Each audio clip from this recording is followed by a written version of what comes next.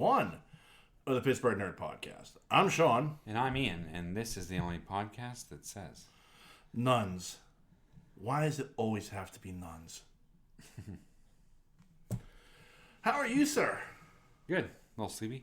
A little sleepy? Yeah. A little sleepy there, you said? Rough week. Yeah, it happens. I think it's my headphones. Yeah. I think my headphones are going out. Nice. Yeah.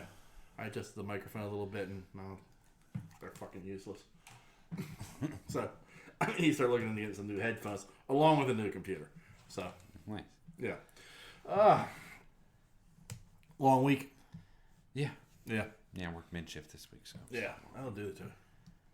Especially if you're not used to it. Yeah, it sucks. Yeah. Yeah, like I work mid-shift all the time, so I'm used to it. Yeah. You know, I'm 1:30 to 10. Yeah. Which drives some people nuts because like, let's go out, why don't you come out after work? I work till 10. Yeah. You know, okay. You're not an adult? You don't have a 9 to 5? No, don't. That's what I work. Well, it used to be. The great thing about my shift was I used to get like $1 more for working past 8 o'clock. Yeah. So that was like all day I got that extra $1. Yeah. So, you know, that was extra $80 a paycheck. Yeah. You know, well now they changed that, I think it was 2 years ago they changed it so I only get paid that extra $1 after 8 o'clock. Oh. Nice. Which sucks. Yeah. But, you know, it's like one of those things where like it's still extra money in my pocket. Yeah.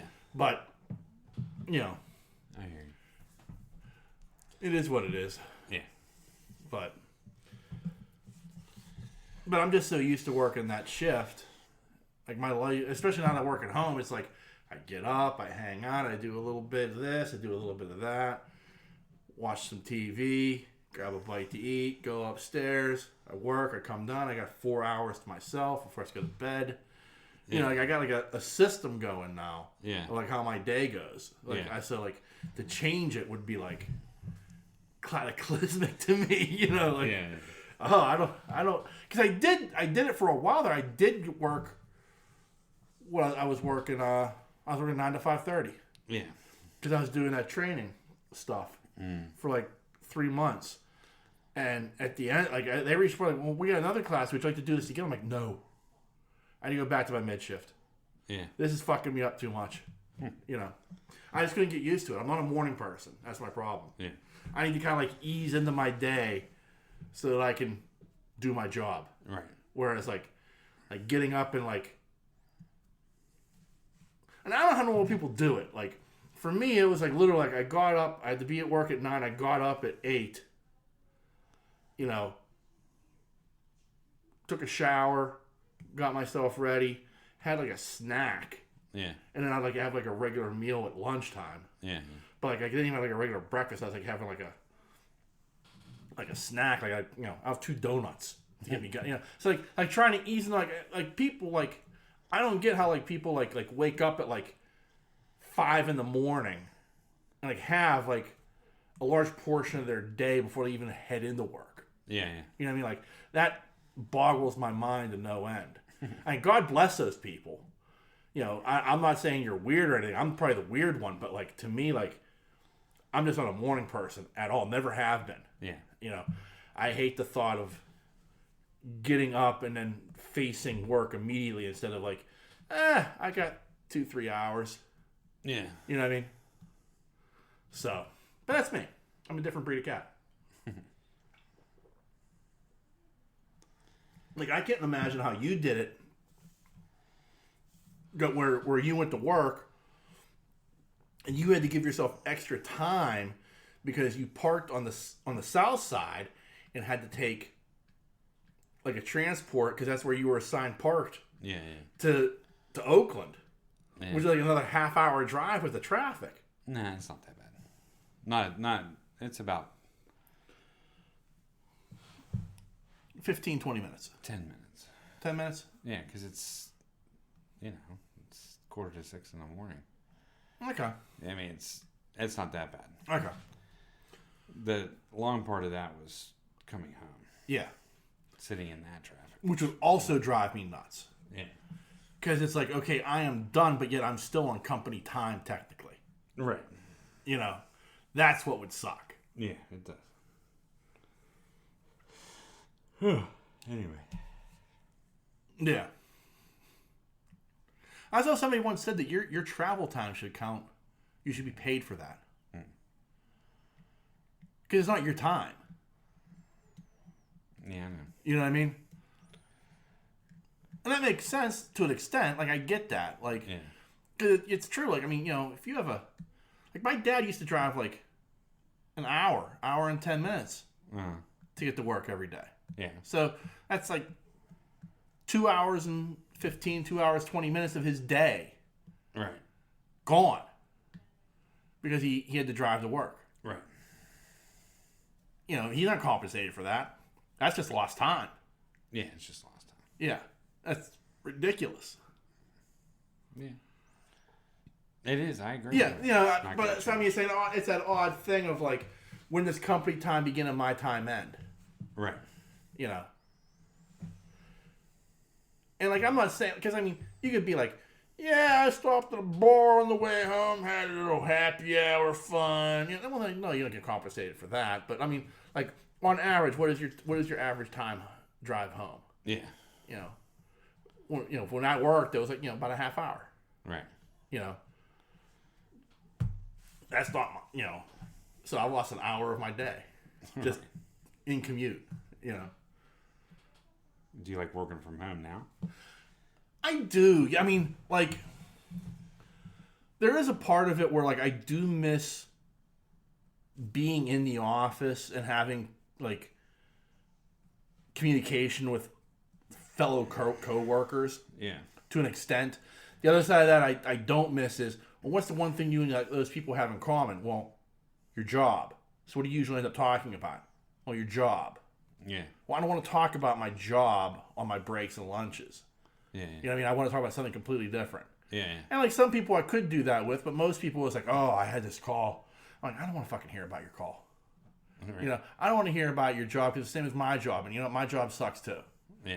You know, so that's how, I mean, so I do miss some things, some aspects of it, the human companionship aspect of it, of all of us being in one place and kind of trying to work together. Yeah.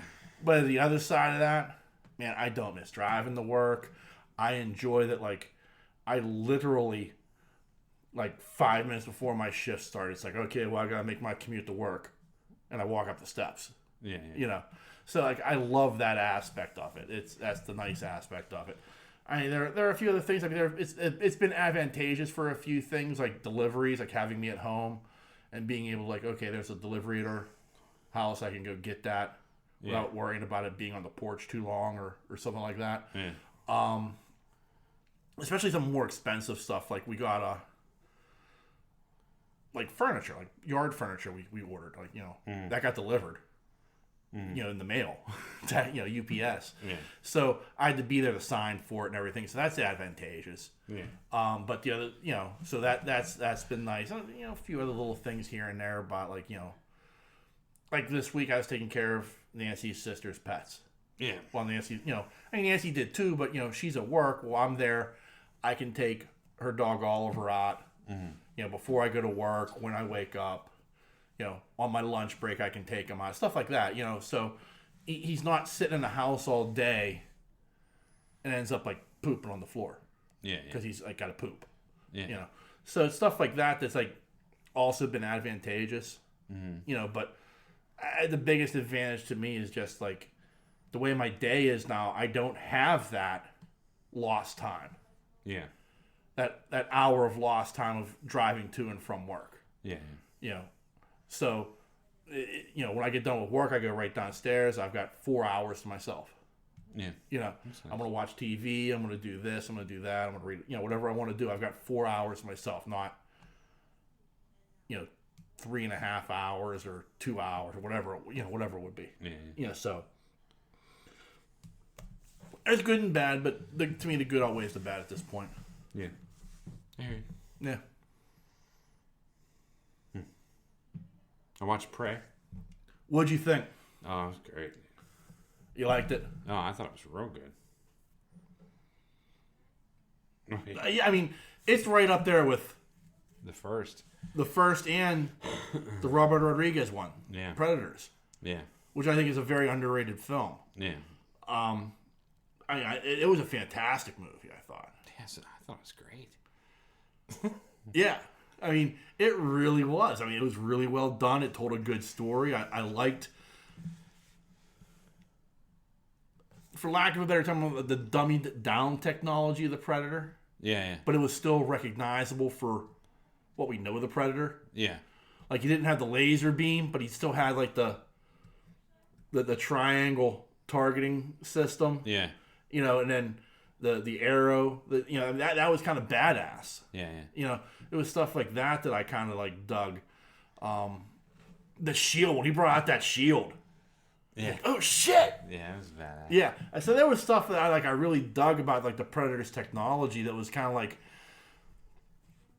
dummied down or de-evolved a little bit because this is a couple hundred years before the first movie even. Right.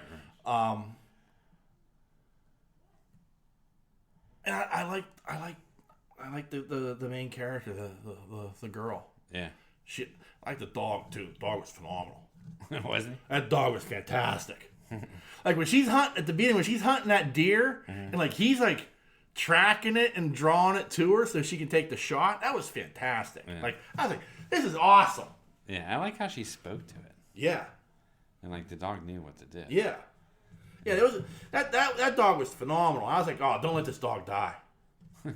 Don't let this dog die. I know. I thought he was going to. But yeah, I thought it was great. Like I really like this was a fantastic film, and it deserved to be released in the theater. It was that good, and I would have paid to see it in the theater. Yeah, it was good. It was a good movie. Yeah, I liked everything about that movie. There wasn't a point in that movie where I was like, Yeah, I was straight through the whole thing. Yeah. I thought it captured Native Americans pretty good. You know what I mean? Yeah. I like the whole idea of the French trappers. Yeah. That was neat. Yeah. You know what I mean? It was just wicked. The gun felt a little bit forced. Gun. The pistol, the flintlock pistol. Yeah. Because I mean that's what that same pistol's given to Danny Glover. Yeah. In Predators too. So like that felt just a little bit forced, but I kind of let it go. Yeah. Because that's what you do. Yeah. You know what I mean? But overall, like I thought that movie was so fucking good. I thought the fight between her brother and the Predator was good. Oh yeah. And I even liked how like she was like, your mistake was you didn't find me to be a threat. Yeah. Like at the end, like that was the mistake. Yeah. That was awesome. Yeah, and she brought the head back. Yeah. Yeah, like so badass. And she's wearing the blood, like around under her eyes, like that makeup that she was wearing the whole movie. Yeah. Like she was wearing the blood under the it was like glowing like under her eyes. I'm like, oh, that is so badass. Mm-hmm. This is my girl. Yeah, it was good, dude. Yeah. Like I said, I was really impressed with that movie. I was extraordinary. Like, I couldn't believe it was a Hulu movie. Yeah, it was just really well done. Yeah. Like visually. It looked fantastic. Yeah. Like the special effects were amazing. The look of the Predator was amazing. Everything about it was like top notch. Like I can't believe, like, for whatever reason, Disney decided not to put this in a theater. Yeah. Yeah, I can't believe it either. Yeah. It was just really good. Yeah. Yeah, so that was definitely a good watch. And I hope they figure out like here's what sucks is like you think back and like it's like 2018 we got The Predator, and that thing was like the biggest fucking turd I have probably ever watched in my life. Yeah. That thing was horrible. Mm-hmm. Horrible. Like coming off the feet of Robert Rodriguez's movie, like even Predator 2, as much as you and I joke on it, it's not that bad. it's not good. Yeah. It doesn't stand up to the original like we hoped. Yeah. But still, it's 100 times better than The Predator. Yeah. I mean, and I hope they can get this franchise aimed in the right direction, like this, and give us more content along these lines. I mean, I'm not talking about like going back in time. I thought somebody was like, you got to do one in feudal Japan with samurais and shit. No, I don't need that. I just need a good Predator story. Yeah. Let's take it back to modern times. I mean, we can tell a good Predator story. Yeah. Just do it. This is. Don't hand me garbage. Right. Oh, I did like Requiem. Well, I mean, the Alien versus Predator movies are slightly separated from that. I know. But that first Alien Predator movie was not good. I didn't like it. No, you're right. The second one was much better. Yeah. Requiem was not bad. No. I mean, it was a story. Yeah. And it was a Predator movie. Yeah. You know what I mean? Right. No, I agree with you. I mean, it's just it's one of those deals of like I just kind of that's off to the side. Yeah. That's just me. Like, I don't count them as Alien movies either, though. Right. You know what I mean? Like, I'm certainly not looking at those movies and saying, well, this is in the Alien canon. No, Yeah. That's the Prometheus movies, and Yeah. You made a funny face. You didn't care for Prometheus? It was okay. It was very much Ridley Scott enjoying himself a little too much. It was, and it just drugged to me. Yeah, it does. I'm not going to deny that. It has flaws, but I still enjoy the hell out of it. Yeah. The second one's much better, though. Yeah, I watched the second one, yeah. too. You don't sound convinced about that either. No, I mean, it's good. Yeah. It's just, I don't know, not what I wanted. I get it. I want an Aliens, too. Yeah, That's what I want. So we all. I know, but I mean, that's what I want. So. Yeah. Somebody find a way to give me that. Yeah. And Requiem kind of gave me that. Yeah. A little bit. I get that. I get what you're saying, yeah. I like that action. Yeah. And don't get me wrong, I'm to get shit for this. Alien 1 was good, but Alien 2 was 10 times better. In my opinion. I kind of agree with you. Like, I feel like Cameron took that concept. Because, I mean, the first one's just a horror movie in space. It is. And it's phenomenal. Yeah. And Ridley Scott, like, after watching Star Wars, changed up everything about the look of the film. Yeah. Like, he's like, oh, I gotta look like this. Yeah. Smart move. But at the same time, like, you're right, like, Aliens is like the superior movie because it's like shit really goes wrong. Yeah. And you get to see it go wrong. Yeah. Like on a human level. Yeah. Like a colony level. Like the Space Marines got their asses handed to them. Yeah, but the whole thing that's terrifying about the movie is, like, to me, the real horror of Aliens 2 is they took over an entire colony. Oh, yeah. And then killed everybody in that colony except one little girl. Yeah. And then impregnated them and then they just bred. Yeah. That's terrifying. Yeah. I mean, yeah. True. No, you're right. You're right. And that's what made the horror suspense aspect of that movie. When you see him on that locator coming and you're not seeing him. Yeah. That's when you first see that, that's terrifying. Yeah. Because you're like, where the fuck are they? Fucking Hicks is telling them you're there and they're not there. And all of a sudden they start falling through the fucking ceiling. Yeah. That is fucking horrific. Yeah.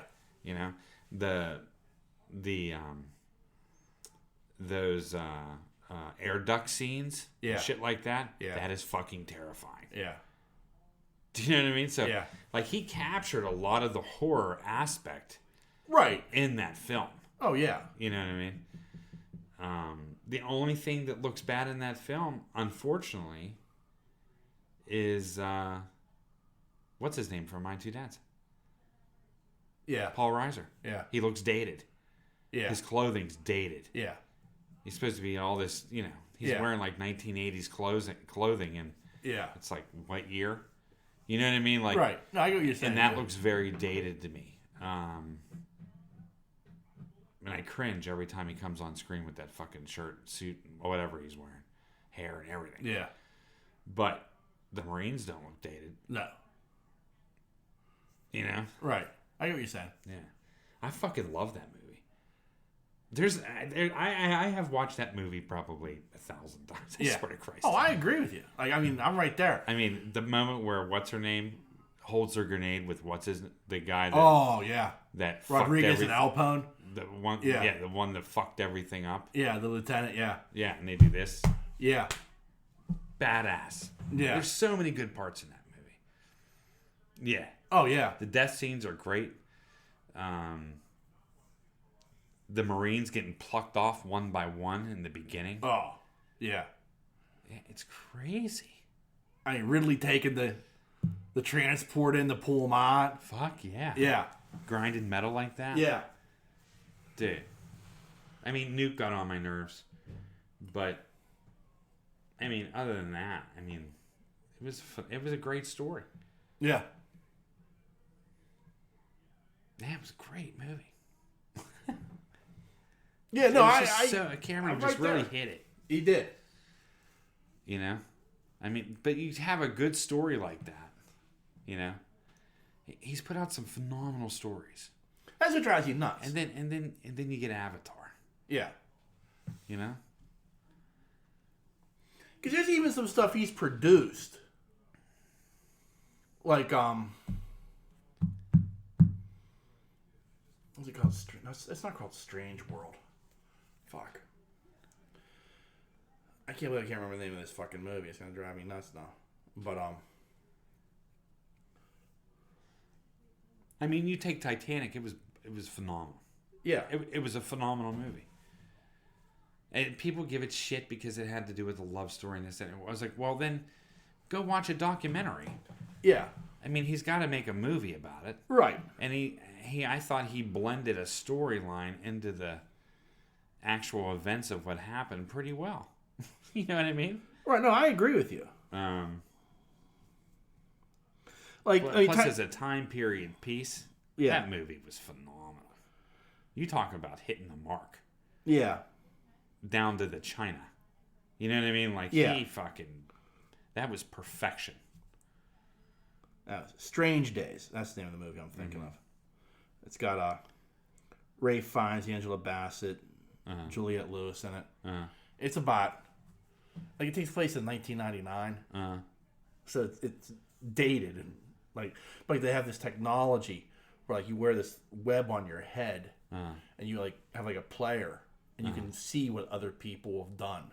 Okay. Like they record it for themselves. Like if you want to like, you know, fuck a porn star, you put this thing on your head, you get a recording of somebody fucking her and you can feel it and everything. Okay. You know, it's shit like, but it like, it's a really good movie because it like, what like, I don't want to give it away, but like it's, if you get past the fact that it takes place at, you know, New Year's Day or New Year's Eve 1999, you know, and just watch it for what it is, it's a fantastic movie. But he didn't direct it, he produced that. Right. It was something he was going to direct and he got sidetracked by Titanic, which I agree with you. Like, Titanic was his Lord of the Rings. Like, that was his passion project that he wanted to get every little bit of it absolutely perfectly right. Right. Just like Jackson did with Lord of the Rings, where like it's even down to like how Tolkien described like the teacups and shit. Yeah. You know, like he took all of that into consideration with that movie because he wanted it to look absolutely perfect. Yeah. And that's what, you know, Cameron did with Titanic. Like I think he pulled the original blueprints for like the sets and stuff. Really? It was like even the staterooms like were designed based upon the blueprints. Yeah. You know, which is like, that's an attention to detail that like nobody would expect. All right. But that's what that's how much Cameron cared about the project. Yeah. And like, I went to go see that movie like opening weekend based strictly on the fact that it was James Cameron. Yeah. You know what I mean? Like it was like that was the whole reason I saw Titanic. I was like, what's it? It's Cameron. Like I don't care if it's a love story. Yeah. I mean, so what? Like I'm here. Like, and it is. It's 2 movies. Like there's the first half of the movie, which I'm like, yeah, I have to sit through this. And then like the second half begins the second to hit the iceberg. Yeah. You know, and not because the movie I came to see. Yeah. Because now it's like James Cameron special effects, 101 with the ship breaking, all that shit. And you're just like, oh, wow. This is amazing. I can't believe they're fucking doing this. It looked good, didn't it? It did. Sense of panic. Yeah. The band playing as the ship sing, like all that All shit. the bodies in the water. Yeah. Just bobbing. Yeah. These are all dead. Yeah. Like it was. That always astounded me. Oh yeah. It's a sea. It's this like. Yep. Sea of just frozen people. Yeah. Crazy. It is. It was like such a well done movie. Yeah. It's extraordinary. I like that movie. I understand why it won Best Picture. You know what I mean? Like it deserved all the accolades it got. Yeah. Avatar baffles my mind. Yeah. Agreed. You know, and like I hate bagging on Cameron because he's gonna like this new movie gonna come out and he's gonna push technology again. Like he was in that a couple weeks ago. I talked about the docu-series about Industrial Light and Magic. Yeah. He's in there talking about like pushing ILM with the Terminator 2 special effects, like creating the T-1000 and the liquid metal and everything like that. He talks a great deal about like working with ILM to make this work, and like you could tell like the guy,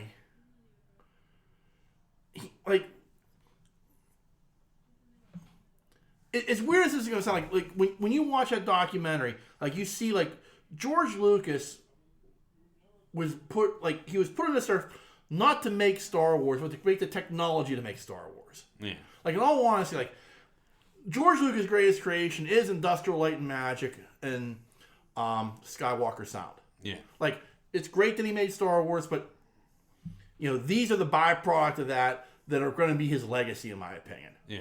And like going back to like the original days with the Creature Shop and everything that they did, physically, and then with the computer generated effects later on, and even now going back to the Creature Shop and the whole thing they're doing with the volume, like all the stuff that they've done, it's like this is his vision. This is what he's always wanted. Continue to push technology to help make filmmaking more possible. Mm-hmm. And Cameron's the same way. Yeah. Like him and Peter Jackson and Lucas are like 3 guys who like they look at technology as a way of enhancing storytelling. Yeah. Now Lucas unfortunately lost his way with the prequel trilogy because he relied on technology too much, in my opinion. Yeah. Like there were no physical sets; it was all green screen, damn near. Yeah. But like Peter Jackson and Cameron, like they're creating something again via technology, via like their special effects studios that it's making filmmaking more and more advanced. Yeah. So you can get these amazing. I know Avatar 2 is going to look amazing. It's going to look fucking phenomenal. But at the end of the day, is a story worth watching? Yeah. We don't know. And I'm doubting it because the first one wasn't. Yeah. Like, I have no buy-in to what happened to Jake Sully in 20 years later. Right. You know what I mean? Like, there's no buy-in for me. Yeah. So, like, I'm sure there are people who are going to be like, oh, well, I got to see it. And I'll probably be one of them because it's Cameron. Yeah. And I love him as a director, but at the same time, I'm thinking to myself, like, man, maybe I just might wait till this is HBO Max. You know what I mean? Like, we'll see what the buzz is first. Yeah. And then, like, if the special effects are that off the hook, yeah, then you should probably see it in the theater. But I don't really see how they can be that off the hook comparatively what is now. Yeah. I mean, I don't know how much more you can push it. I mean, I guess you can. I just don't. Special effects are pretty good right now. Yeah. You know what I mean? It's not like It was different back then. Right. No, I agree with you. Just like it was different when Jurassic Park came out. Yeah. You know what I mean? I don't know what the next breakthrough is. You know? I'm sorry. Yeah, I get what you're saying. Unless people are wearing VR cams experiencing a movie that way. It's the only thing I can think of. You know what I mean? Like, I don't know how far you can actually push anything else.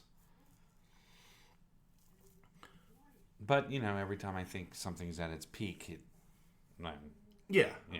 something new comes out. So. I remember when I was a kid, I'm playing Madden.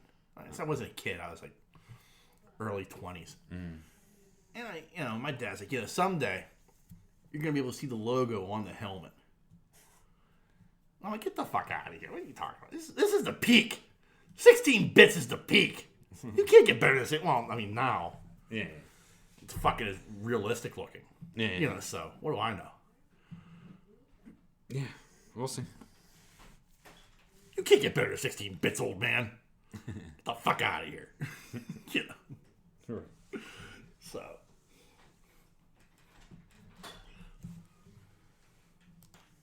All right, so moving on a tad. I did watch Uncharted. I watched it too. Yeah, what'd you think of that? Wasn't bad. It was fun. Yeah. I thought it felt very much like the video game. Yeah. I dug it. Mm-hmm. I mean, there was nothing phenomenal about it. Nothing stuck out. I mean, like I said, it did feel a lot like the video game. I thought Tom Holland was fantastic. And I'd highly recommend it if you're just looking for a couple hours to kill with a fun action movie. Yeah, I thought it was good. Yeah. Yeah, I thought it was actually pretty decent. I mean, I hope they make more of them. Yeah. But overall, like I said, I kind of enjoyed the movie. Yeah. It's kind of like an amped up National Treasure or something. Well, yeah, I mean, it's like a cross between National Treasure and Indiana Jones. Yeah. That's what the video game is. Yeah. He's a treasure hunter. He's Nathan Drake. He's kind of a badass. Hot. Good with the ladies. All the stuff like you expect from like a hero like that. Yeah. In the video game, and I mean, I thought Holland did a good job with it. I liked Wahlberg. Yeah, it was good. It was a fun movie. I watched. I think it was the third Da Vinci Code movie. They only made two. What was the one where? Nah. Was it two? Yeah. Then maybe I watched the second one. Yeah, I think you watched the second one. The one where he lost his memory. Well, I don't even fucking know. I mean, I know there was one. They did a TV show on Peacock. No. I'll look it up. Okay. Yeah. Yeah, I don't know what you're talking about there. I only remember two. So did I. Yeah. Then I saw this. I'm like, what is this movie? Did it have Tom Hanks in it? Yeah. Huh. I'll say it again. Huh. I swear to God. Yeah. I'm not doubting you. I just it's like a weird thing. Like, how did that slip by me? That's what I said when I was like, did I see this before? Yeah. And I was like, maybe I'm just getting old.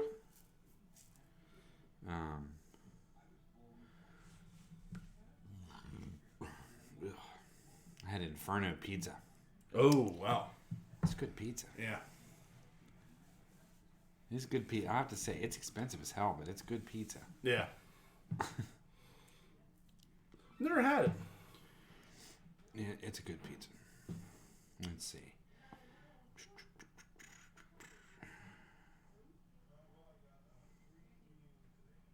It has Ian scrolls and scrolls some more. He was Inferno. Inferno.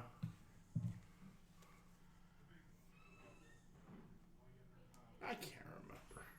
Yeah. It's Inferno. Okay. When Robert Langdon wakes up in an Italian hospital with amnesia.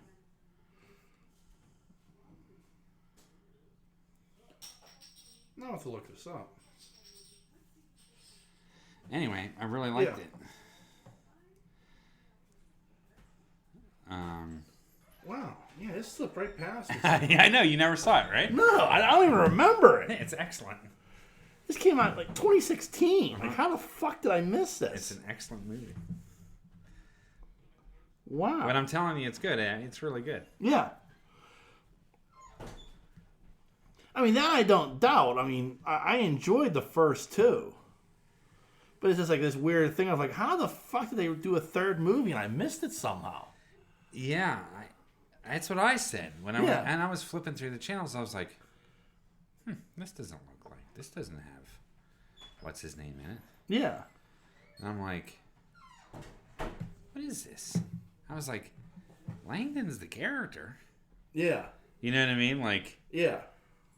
Was there a third one released? Yeah. So, anyway, Inferno was good. I really enjoyed it. I'll have to look that up. Yeah, I thought it was just as good as the others. Yeah.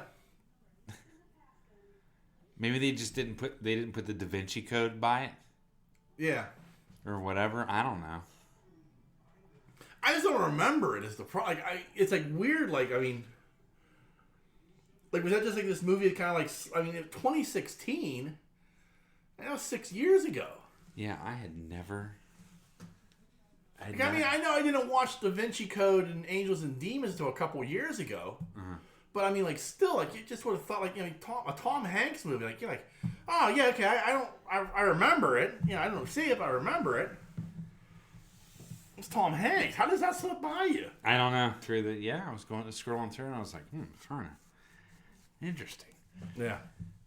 Yeah. Amongst the three. Right. Because it was a good film. Right. I get what you're saying. Yeah. So, anyway. So, yeah. A little tidbit there for you. Yeah. Check it out. You should check. I have no idea. Yeah. None. So, I was as shocked as you were. Yeah. I'm glad I remembered that. Right. That's cool. It was crazy. Yeah. Yeah, nuts. Into those. I'm still not, but like enough that I'd watch this movie. It had to have gone to the movies. It did, yeah. But I mean, I'm just saying, it's that odd thing of like, it's still a Tom Hanks movie. Like, you can, like, even if it's a Tom Hanks movie I haven't seen, I can say, oh, okay, I know it's a Tom Hanks movie. Right. Like, you know, I can name most Tom Hanks movies even though I haven't seen them. Right. You know, if somebody says, hey, did you see it? Oh, that's not Tom Hanks in it. No, I didn't see it, but you know. Right. You know, that's an odd thing. Yeah. Yeah, I felt the same way. So, anyway, check that out if you haven't. I will. It was completely worth the watch. I'm almost done with Sandman. It's 2 hours. Yeah, 2 hours, yeah. I expect that. Yeah, so I'm almost done with Sandman. Yeah. It's been very good. I'll say. It feels like a comic book. Yeah, it does, right? Like, especially a comic book of that era. Yeah. Like, you know, the first 5 episodes were like the first 5 issues. Uh-huh. You know, and then like there's been like 2 episodes of like, well, this is kind of like, you know, okay, this is kind of what's going on. Like mini stories. The episode with Death was fantastic. Wasn't it good? It was. And then, wasn't like, it phenomenal? Yeah, and like the last few episodes, I'm like, okay, here's the new little adventure that he's on. Did you see the diner yet? I did. Yeah, that was episode 5. I loved it. I didn't. Oh, I loved it. The reason I did like it is I liked the fall of man. Yeah, I get that. Do you know what I mean? Right. It's like I understood it. I understood, especially at the end, like after you like, because I'm sitting there and I'm like, okay, this is an hour episode. How long of it's going to take place in this? So only like the first 5-10 minutes going to take place in this hour. I think it was like the first full half hour. I thought artistically it was amazing. And I get your point. I'm not going to debate that. I got to a point with it where I was like, fuck, just get to the point. Yeah. Well, I think that was the point. Right. You had to let it evolve. Right. Like the second half of the episode I liked because, you know, now, Dream is involved with it. And I think that's the problem. I like the character of Dream a lot. Yeah, isn't he cool? He is. And, that episode, the first half of it, I'm like, man, where the fuck's... What's Dream up to? Yeah. What... Because they've never... Very rarely does a show stay in one scene that long. Yeah. And I guess maybe part of my problem with it is it wasn't if it was broken up a little bit, maybe I would have enjoyed it a bit more. But because it wasn't broken up, it was like this half hour of, the fall, as you put it, the fall of man. Yeah. That's portrayed by what's happening in his diner. Yeah. I was just like, just get to the fucking point. Where's my boy? I know. But I've quite enjoyed Lupin, though. Or the guy that plays Lupin. The guy that plays the one that has the ruby. Okay, yeah. He played Professor Lupin in Harry Potter. Yeah. I love the character. I do. And I think I just like hearing that dude speak. Yeah. Because he's just a good actor. Yeah. But, I mean, away from the diner scene, I think the show's amazing. Yeah. I mean, I'll get your point, and, it's just a matter of personal taste. I think artistically you're right. I think it was very well done. I would have preferred it to be done differently. I guess in the comics it was much more graphic than... Oh, I'm sure. Yeah. But I think... so much more graphic that Ellie was upstairs for that episode. Yeah. Because we weren't. Yeah. But, the second half of it, it took off for me because now Dream's involved. And it's now, what's Dream going to do to get the ruby back? Yeah. And, I kind of dug that aspect of it. And, I like the fight with Dream and, him being oh, no, you... By destroying it, you freed me. Okay, that's cool. That King Kong moment. Yeah. Yeah. So, there was a lot I liked about it. I like how he didn't kill him. Yeah. You know what I mean? I thought for sure. Yeah. I thought for sure that dude was a gore. Yeah. He wasn't. But, episode 6 with Death, I love that episode. Wasn't it good? It's so well done. It has almost like a 6 Feet Under vibe. A little bit. Right. I get your point. But, it was... the thing I hate... if you read the comic, Death is this, pasty white goth girl. Yeah. And we all love pasty white goth girls. Yeah. But in this, she's portrayed as an African-American woman, or a person of color. I don't think she's American. She has a British accent. Yeah. So calling her African-American is an insult. I'm sorry. But it was one of those things that, people were pissed about that casting. But, to me, it's well, as long as she portrays the character, I don't give a damn. Yeah. It's just how Gaiman had her drawn. Yeah. And she was so good at giving that vibe from the comic book. Yeah. You know what I mean? It was I never read Sandman, but I did read Death, the High Cost of Living. Mm-hmm. And from that book, that's where I get my impression of who Death is. And it just came off right. Yeah. You know what I mean? And I'm sure in the Sandman comic book, it's how she's written as well. Because Gaiman wrote both. Yeah. But she just she was just perfect in that role of all they need is just a friendly face and a kind word to send them on their way. Yeah. You don't have to be the Grim Reaper. You don't have to be the, have the scythe and the hood and everything. And just be kind and in this moment of, right. Yeah. It was so well done. Mm-hmm. Yeah, I thought it was good too. Yeah. I thought the whole episode played out very well. Yeah. I liked the episode in Hell. Oh. Gwendolyn Christie was amazing. What episode what did you see now? Where he went back for the helm mask? Yeah. Tell me that wasn't good. That was great. Even the fight was cool. Yeah. I mean, the fight was amazing, but like Gwendolyn Christie, like, we give her shit because, like, you know, her character in Star Wars was fucking garbage. Yeah. You know.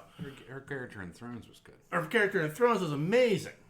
So, like, it's like, to see her in this role, and, like, the way, like, especially, like, the walk up, when he's explaining to Michael, like, you know, this is, you know, the most beautiful of all the angels. Yeah. You know, and all, like, talking her, like, and when you get there, you're like, okay, yeah, this makes sense.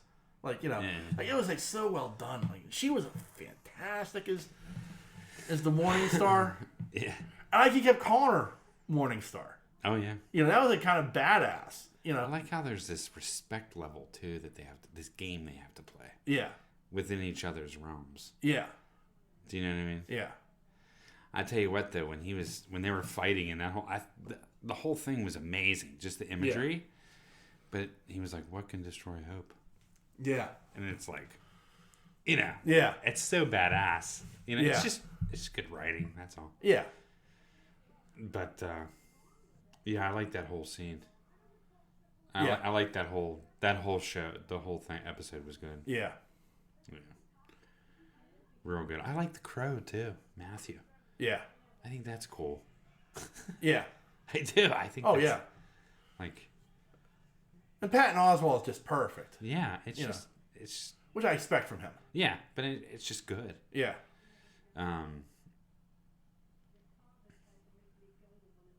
Yeah, you have it. Yeah. I don't want to tell you too much. Yeah. I got like 2 more episodes. I'll probably watch them tomorrow. They've already introduced the girl, right? Yeah. The Vortex. Yeah. Yeah. Yeah. Did you get to the house yet? No, you haven't gotten to the house yet. No. Where she goes? To that house? Well, yeah. Like, okay, like. The 2 goth women. Oh, yeah. The guy that played Hedwig the Angry Inch. Yeah. Yeah, that's great, too. Yeah. And what's her name?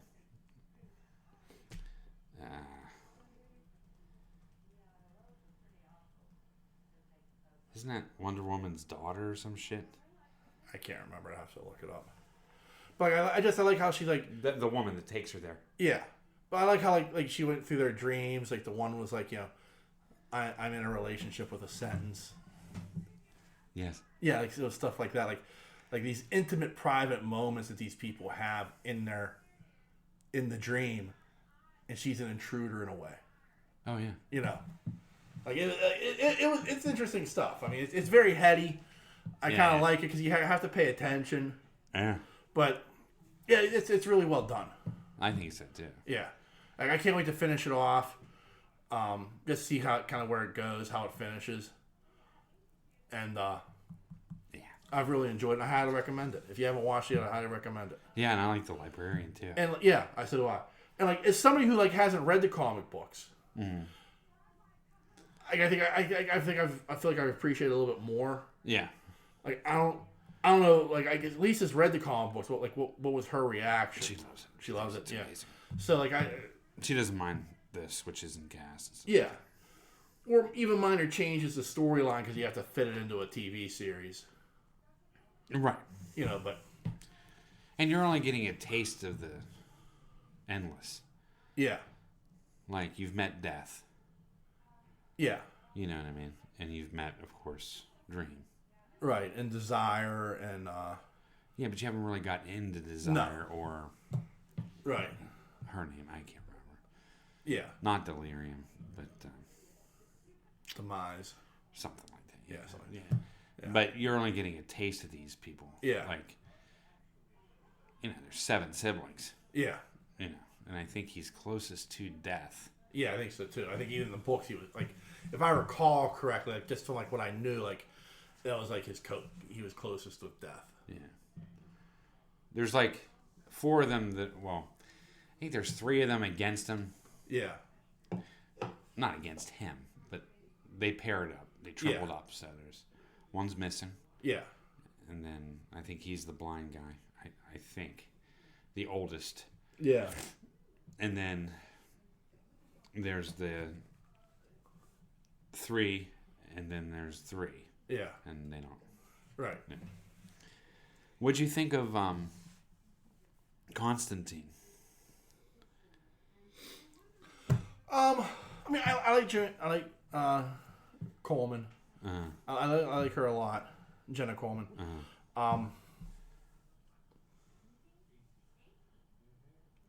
I would have I get it. I get why they did what they did. I would have. I think it would have been more interesting if you had been able to get the guy. I can't think of his name. Matt something or other. Matt Ryan, I think is his name.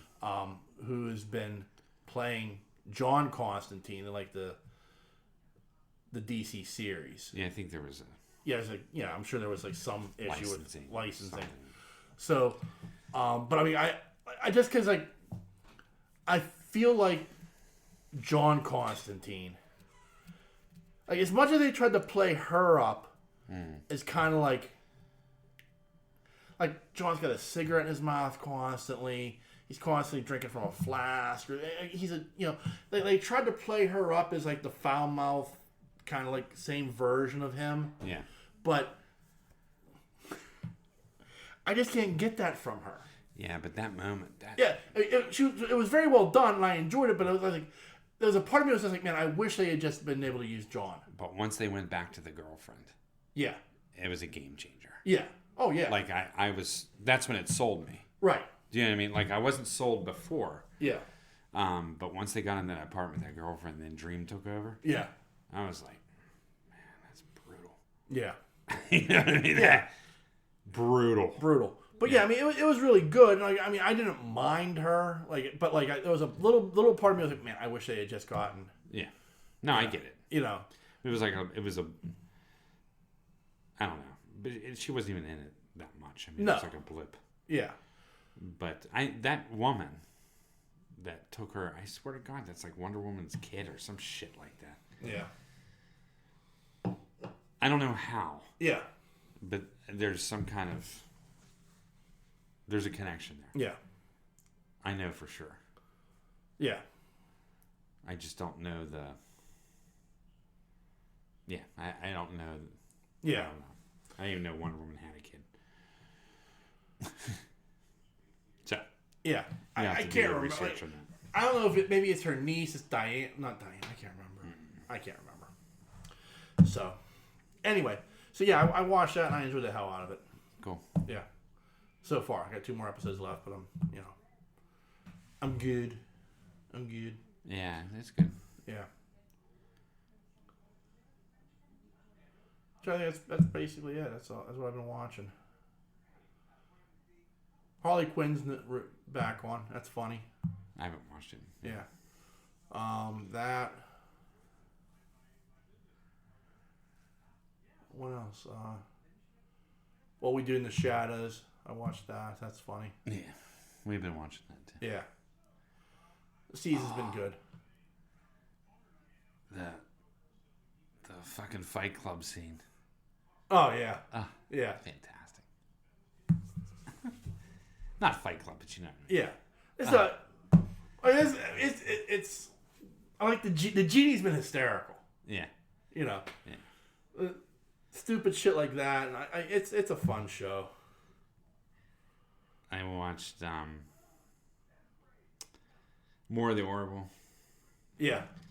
I think I'm on this newest season now. Season 3. Yeah, because what's her name just left. The one, I liked the character. The little girl that was tough. Oh, yeah. See, season 2 then. You're on season 2. Yeah, but I'm past that. Okay. I mean, I've been going through it. Okay.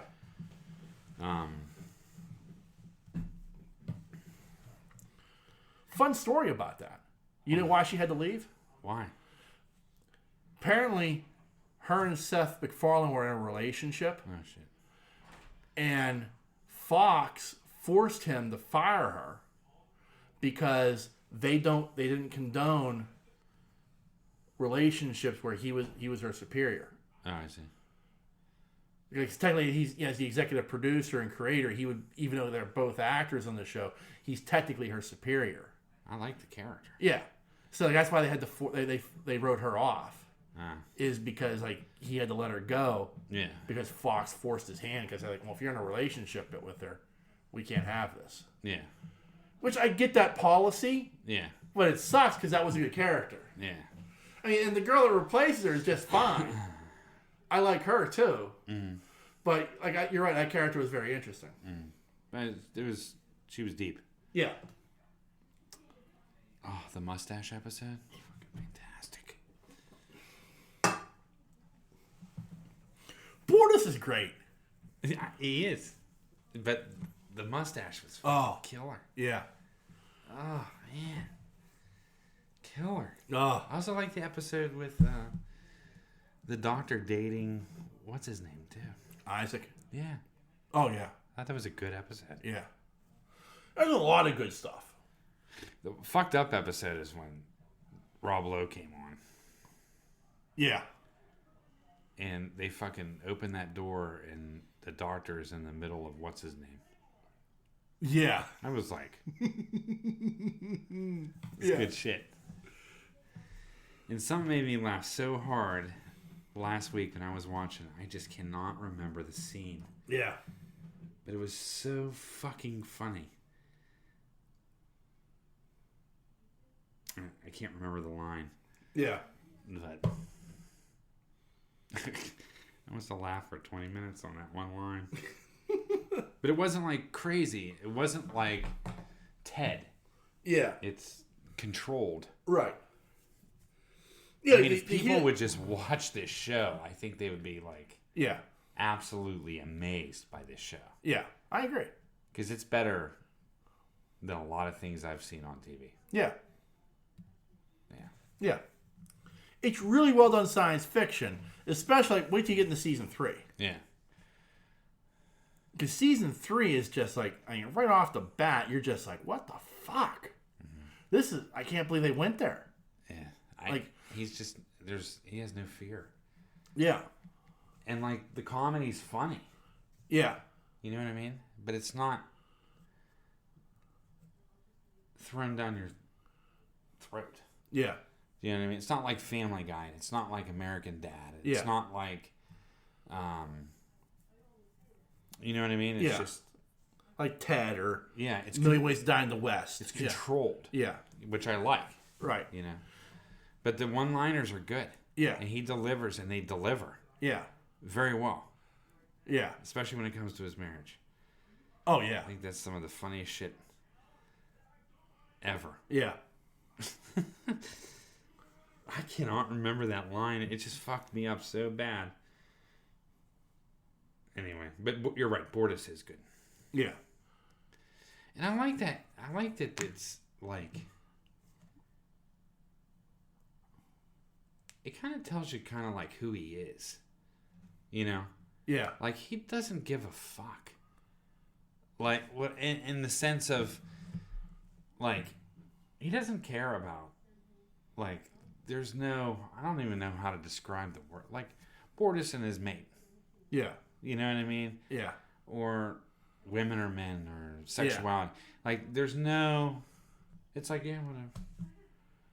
You know, it's nothing's made of an issue. It's just normalcy. Yeah. And I like that. Yeah. I like that piece of it. Right. Like, it's just... That's normal. It's just the way it is. Oh, just wait.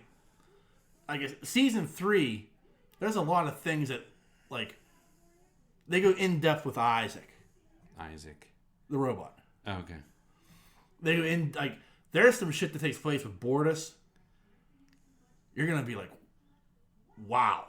Okay. Like, there's a lot of stuff that takes place in season 3. Like, I don't want to ruin it, and I don't want to spoil it in any way, shape, or form. But, like, there are things that carry over from seasons 1 and 2 that they addressed in season 3. And again, they do it extraordinarily tastefully. Yeah. But, man, it gets deep. Uh-huh. Like, it gets really fucking deep. I was shocked at, like, how far down the rabbit hole they are willing to go. Yeah. But they do it so fucking well. Yeah, it's just good writing. Yeah. So yeah, every episode like has intrigued me. Yeah. You know, truly. I mean, Yeah. like every episode, it's like it's a good episode. Yeah. It's pretty decent. It's really good. I wish I could remember that line he said. Because I actually paused it and played it again for somebody else. It's like, you gotta watch this shit. Oh, man. But the one-liners I really, truly appreciate. Like, I'm all on board with these one-liners that... Not even just one-liners, just added to the conversation, which is just... It just kills me. It makes it feel a little real. Yeah. Like, it's like that thing of, like, okay, like, we're talking about this high-tech science fiction bullshit, and then there's, like, somebody who slips in just a little line, and you're like, yeah, I would say that, too. You know? As weird as that sounds to say, like the guy who's the pilot, he's constantly doing that. Yeah. He's constantly, like, you know, like shit with, like, you know, egg salad sandwich, you know, and he, like, sends it into the future. Yeah. I can't wait to see that in 3 months. You know? It's like, yeah, it's good. Or when they were making Bortus eat glass and shit. yeah. That's fucking great. So, before we, I did have a little bit of nerd news. Okay. This week marked the 35th anniversary of the original Street Fighter game. Wow. Yeah. Now, I mean, the original Street Fighter, not nearly as good. Street Fighter 2 is like the epitome. That's the apex. Yeah. But, like, what this article kind of goes into is that Street Fighter kind of created the template that every other fighting game since then has followed. Yeah.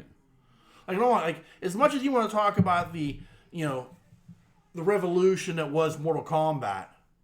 Oh yeah, it was Street Fighter first.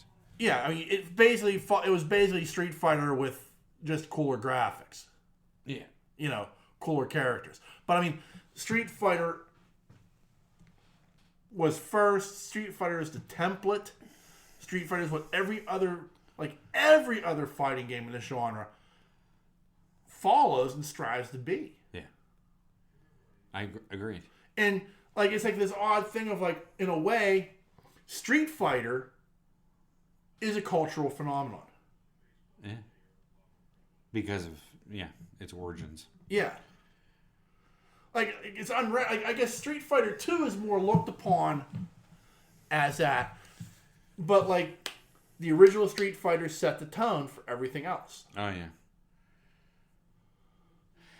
The thing with, the thing with Street Fighter 1 was, originally it was a test of might. Yeah. I'm taking that from the game. Right. But truly it was. Right. I mean, like, because it was originally punch pads. Yeah. So right. You had to fucking crank that punch pad. Right. In order to get an uppercut in. I right. mean, like a powerful one. Right. Do you know what I mean? Right. Like, it wasn't about... Right. It wasn't about tapping buttons. Right. It was a physicality to it. And eventually they got rid of that because I think kids were breaking their fucking wrists. Right, I also think they were just going through machines. Yeah, yeah. Yeah, that's probably the other side of it. But, like, even then, like, say, if you think about, like, the 6-button controller, that's Street Fighter originally. Yeah. Street Fighter 2. You know, but, like, that, so that franchise, like, created everything that we know about what a fighting game is. Yeah, agreed. That's the granddaddy of them all. Yeah. Like, before Street Fighter 1, there was no real... Yeah, I'm thinking. Like, there may have been, like, a boxing game. Karate Champ. Yeah, Karate Champ. Like, one-on-one, yeah. I'm saying. But nothing to this level. No. Or this intricacy. No, it was like, Karate Champ, I think, had 2 buttons. A punch and a kick button. Yeah, it was more with the controller, as I remember, with Karate Champ than it was actually the buttons. Yeah. You know what I mean? Right. But, I mean, what I'm saying is, like, I mean, it was the blueprint for Mortal Kombat, Tekken, all of them. Yeah. Killer Instinct, all those one-on-one fighting games. Right. Yeah. Isn't that neat? It's weird to think that it's 35 years old. Yeah. I think it's even neater that I played on those punch pads. Yeah. Which dates me, I know, but I mean. Right. But still, you're right. Like, I mean, that was one thing. But like even like with Street Fighter 2 with the the 6-button controller and the combination buttons to pull off certain moves. I mean, like, what amazed me was how quickly people picked up on that shit. Yeah. You know what I mean? Like within weeks, people were like dominating, and I was still like, okay, this is punch, this is kick, and people were like, oh, I'm like, oh, what the fuck? It lasted 30 seconds. Yeah. You know? I thought it was cool because like it was a real winner because it was once they put the buttons in too. Because now each person had a certain move right that you could pull off. And it was cool. Like I think that each of them had 3, as memory serves. But like ball of fire and then right dragon kick and uppercut. Yeah, that was their moves. That was Ken and Ryu's moves. Yeah, but Blanca had the roll. Yeah,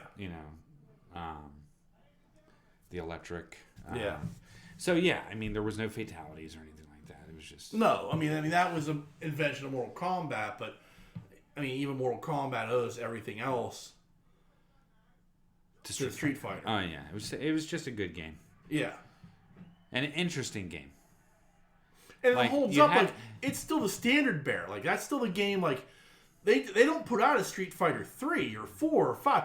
They just revamped Street Fighter 2. Yeah. And that's been revamped for 30 years. I liked the things that I liked about that game too is like each player had like their moves were just so aside from Ken and Ryu, but the moves were so different on each character. Right. Like Dalsim had the noogie and yeah, like when you went up, how slow he was in the air. Right. Like it was challenging to play not only with him but against him. Yeah. Very challenging to play with Dalsim. And I think Street Fighter 2 introduced us to Vega you can play him. I don't think you could play Vega in... I think in the first one you could only play as Ken or... Nah. Was it Ken or Ryu? Yeah. Nah, because you can use Guile. Yeah. I don't know. I have to look it up. Yeah. But you might be right. I just can't remember. Right. I don't remember there being that many playable characters in the first one. Yeah. But I thought it was cool. I mean, just all the characters were just very interesting characters. I really liked Vega. Vega was one of my favorite characters. Right. What I also think is interesting is like I feel like Street Fighter is the first game that was completely copied by everybody else. Yeah. Like before Street Fighter, I mean, you had racing games, but they were all kind of different in their own way. Mm-hmm. You had, other but like Pac-Man had sequels, Donkey Kong had sequels. There was nobody trying to make a Donkey Kong game. There was nobody trying to make a Pac-Man game. Yeah. Like Street Fighter was the first one where people were saying, okay, we're going to take this formula and we're going to enhance it and make it our own. Yeah. You know what I mean? Like that's I think that's one of the more interesting things about Street Fighter is I can't remember another game where people were trying to copy what that game was, but make it different. Right. You know what I mean? So that's like one of the interesting aspects of that game. Like every other game before that felt Like they were like, well, we need something completely original from anything else. Right. And this is the first one. They're like, well, let's just make one of those. Kids are popping quarters into that shit. Right. You know, how can we take that? Like, it was like the first time, like, it was a copycat. Right. You know? And, like, it was like the only reason people didn't, like, knock Mortal Kombat for me to copycat was it was so original in its presentation. Right. You know, you're like, oh, shit, this is badass. That dude just ripped another dude's neck off. Right. You know? There's blood. You know, shit like that you're like, oh, shit. So you kind of, like, you forgave Mortal Kombat and, like, other games that, like, followed suit. But that was, like, the first one that, like, it was blatantly ripped off, essentially. Right.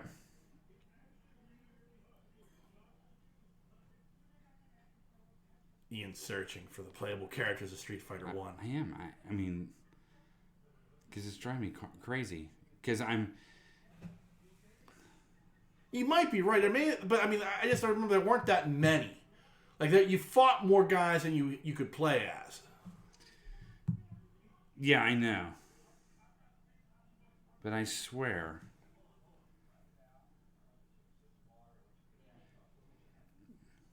Because his character debuts, Ken, Ryu, Sagat, I don't know, Retsu, Geki, Joe, Mike, Lee. Yeah, I don't... Adon, I don't... I'm trying to find of the first. Yeah.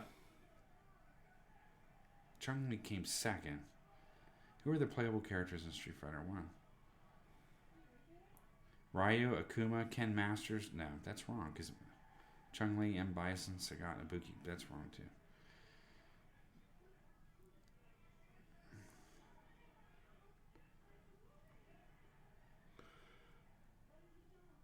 I'm trying to look it up, too. Balrog was one. He was the one that punched. Yeah. He was the fighter.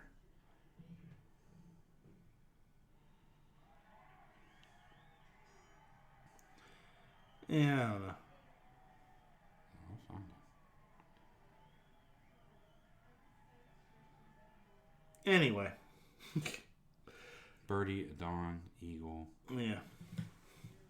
Let's just shooting all those people who say, you know, you need to edit out all that dead air. Yeah, whatever. Whatever.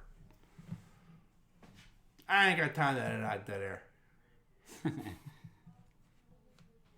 I'm busy living my life. I'm living my best life. Yeah, right. I gotta cut grass tomorrow.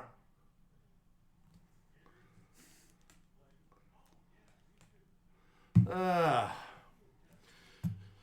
right, sir. Anything you'd like to add to the proceedings there, sir? No, that's it. All right. Well, remember there are a number of different ways you can reach out and touch us. Hey. You can send us an email like Superfan Thad does each and every week, who apparently had a fantastic time at King Diamond last week. Is that the place it's called? No, that's a... What are you talking about? Thad. Where'd he go last week? He went to some amusement park. King's Dominion. Was King's that? Dominion, I think. Yeah, King Diamond. Not King Diamond. Yeah. King's Island. Okay. Yeah. That's it. Apparently had a good time. He feels it's far superior to Cedar Point. A lot of shade. Good for him. Didn't say anything about buying a collector's cup that was overpriced. But also we send out our well wishes to Superfan Thad, who apparently drilled into himself with an actual drill. Had to go to a hospital. Apparently he got in there pretty deep with that drill too, so yeah. Well, best wishes to him. Best wishes to him and a speedy recovery. Yeah. But you can send us an email like Thad does each and every week. And an email address is pittsburghnerd@yahoo.com.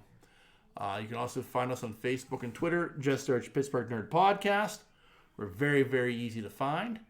And you can also find us on a number of podcasting networks. We are on the Tangent Bound Network, the Weeby Geeks Network, and the Pod Breed Network. Just give them a Google search. You can find all the other great podcasts they have to offer. And lastly, as always, I want to thank you, dear listener, for checking us out each and every week. We can't thank you enough for your support. Yeah. And on that note, the dreamer has awakened. Peace.